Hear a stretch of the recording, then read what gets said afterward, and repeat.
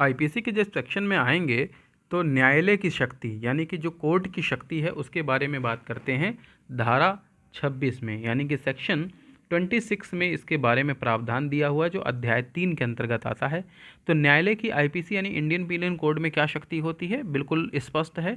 सभी चीज़ों को आप पॉइंट टू पॉइंट देख सकते हैं। जैसे न्यायालय क्या है कि जिनके द्वारा अपराध विचारणीय है, यानी जिनके द्वारा अपराध विचारणीय है यानी पेंडिंग कंडीशन में होता है उसमें।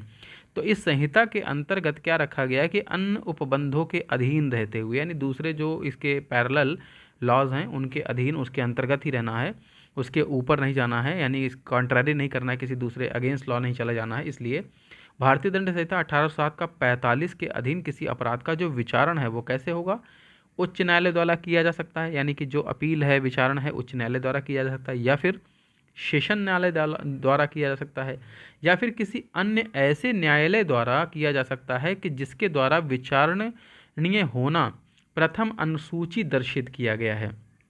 लेकिन फिर इसके साथ एक स्पष्टीकरण दिया गया कि भारतीय दंड संहिता की धारा 376 और 376 का 376 ख 376 ग यानी इसके सभी खंड 376 घ या फिर अंग के अधीन अपराध का विचारण यथासाध्य ऐसे न्यायालय द्वारा किया जाएगा जिसमें महिला पीठासीन हो। ये सब बलात्कार से जुड़े हुए प्रावधान हैं यहाँ पर जितने भी दिए हैं, इसलिए इनको केवल उसी न्यायालय के अंतर्गत सुना जाएगा जहाँ पर इनका प्रावधान के तहत कोई महिला पीठासीन उसमें मौजूद हो, तभी के कंडीशन में।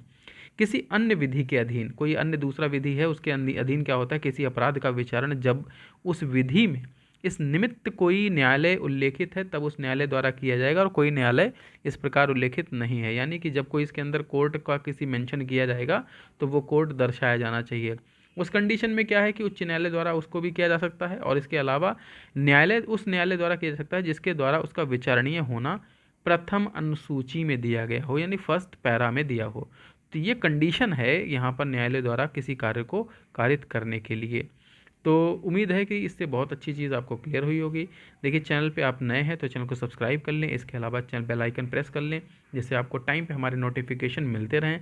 वीडियो पसंद आए तो वीडियो को लाइक करना बिल्कुल ना भूलें। आपके रिलेटेड, आपके एग्जाम्स रिलेटेड काफ़ी मैटर आपको इस चैनल पर मिलने वाले, तो प्लीज़ चैनल को सब्सक्राइब ज़रूर करें। एक ऐसे ही नए वीडियो के साथ फिर मिलेंगे।